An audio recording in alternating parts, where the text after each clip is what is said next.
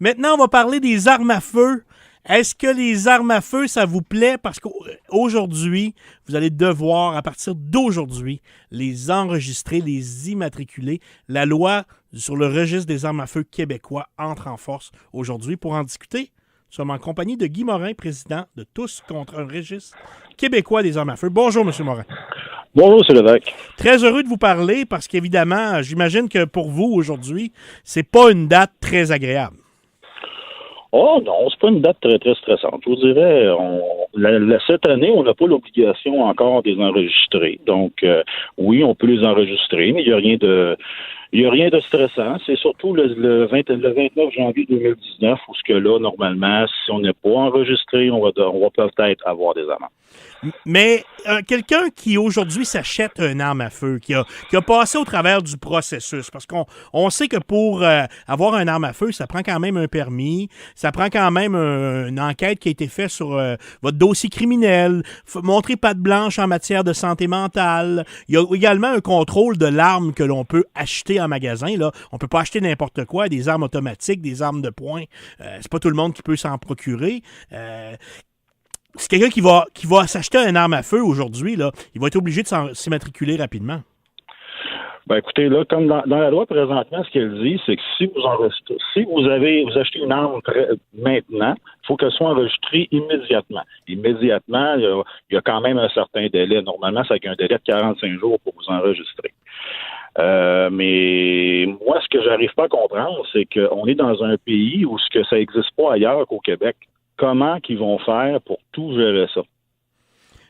J'arrive pas à comprendre. Effectivement, c'est une bonne question parce que, M. Morin, à moins que je me trompe, on se rappelle que le fameux registre des armes à feu qui devait coûter 2 millions de dollars au départ, qui a coûté 2 milliards, 2 millions à 2 milliards, il y a quand même une petite marge, a été aboli par le Parti conservateur du Canada en 2012. Est-ce qu'il y a d'autres provinces qui ont emboîté le pas du Québec? Est-ce qu'on est la seule province canadienne à vouloir se doter et s'être doté d'un registre, un registre des armes à feu? Bien sûr, parce que c'est toujours le Québec. Au niveau des armes à feu, toutes les réformes au niveau des armes à feu viennent toujours du Québec. On se rappelle que le registre canadien est venu après l'histoire de la Polytechnique, qui a été poussé par les Québécois. Au Québec, ben là, on refait un registre québécois des armes à feu. Il n'y a pas une autre province qui veut reprendre ça, parce qu'ils nous en regardent aller et ils disent tout, voyons, c'est quoi qui se passe au Québec? Qu'est-ce qu'il y a dans l'eau exactement? Nous autres, on a décidé que c'était fini, cette histoire-là, qui ne servait absolument à rien. Puis au Québec, on recommence encore. C'est complètement aberrant. Mais de toute façon, écoutez, moi, ce que je peux prévoir, c'est que le 29 janvier 2019, il risque d'avoir à peu près 50 000, 75 000 propriétaires qui vont enregistrer une arme ou deux. Donc, on va se retrouver avec un registre incomplet qui va avoir à peu près 150, 200 000 armes dedans sur une possibilité d'1,7 million.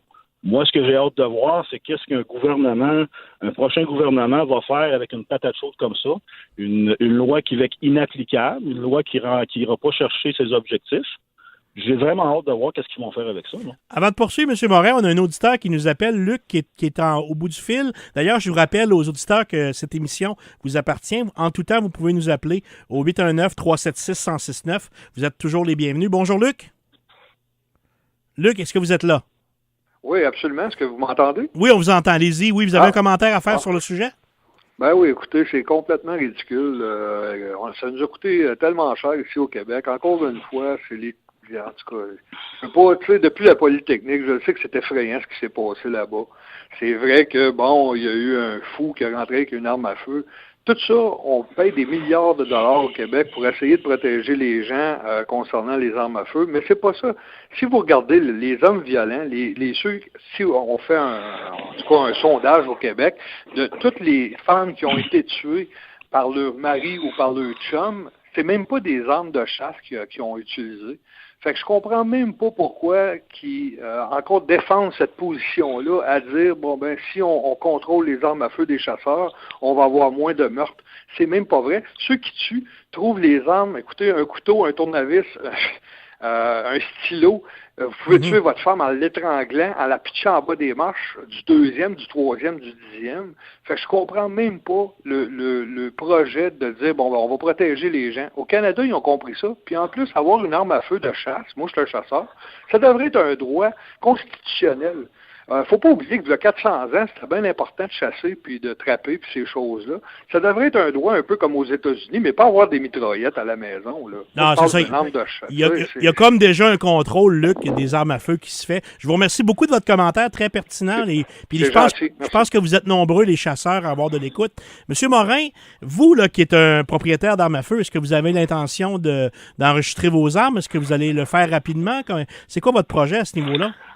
Moi, mon projet, c'est que c'est sûr qu'ils verront jamais une de mes armes enregistrées dans un registre québécois cette année. Surtout pas avant le 29 janvier 2019. Le 29 janvier 2019, vous me rappellerez pour me demander ce que je en pense. Mais moi, ce que je pense, c'est que le prochain gouvernement va avoir une patate chaude dans les mains. Parce que le gouvernement libéral a déposé ça en fin de semaine, sans tambour ni trompette, pour essayer de se faire oublier avec l'élection qui s'en vient. Mais moi, je peux vous dire que je l'écris encore toute l'année. Puis le prochain gouvernement va devoir faire quelque chose avec ça. Parce que la seule chose qu'il va pouvoir faire avec un registre incomplet d'environ 200 000 armes enregistrées, c'est avec la répression. Et je peux vous dire que des milliers d'amendes qui vont être en cours pour être contestées pendant que des violeurs de femmes, des batteurs de femmes, des pédophiles vont s'en sortir à cause de l'arrêt Jordan, ça risque d'avoir de l'air faux. Si je comprends vos propos, c'est que vous avez l'intention de ne pas baisser les bras et de tenter de convaincre peut-être les autres formations politiques, à part le Parti libéral, durant la prochaine année, puisque c'est une année électorale, vous allez tenter de convaincre les autres partis politiques de reculer sur le fameux registre, de l'abolir eux également. Est-ce que c'est ce que je comprends de votre point de vue, M. Morin? C'est une des options que nous avons. N'oubliez pas que la CAQ, si la CAQ présentement est à 39 % il ne faut pas oublier que M. Legault a déjà dit qu'il mettrait fin au registre si le registre les coûts dépassent, si le registre dépasse les coûts, puis s'il n'atteint pas ses objectifs. Nous, c'est ça qu'on va y rappeler pendant cette année. Très intéressant. Guy Morin, merci de votre contribution aujourd'hui à ce débat. Merci beaucoup. Merci. Guy Morin, président de Tous contre un registre québécois des armes à feu.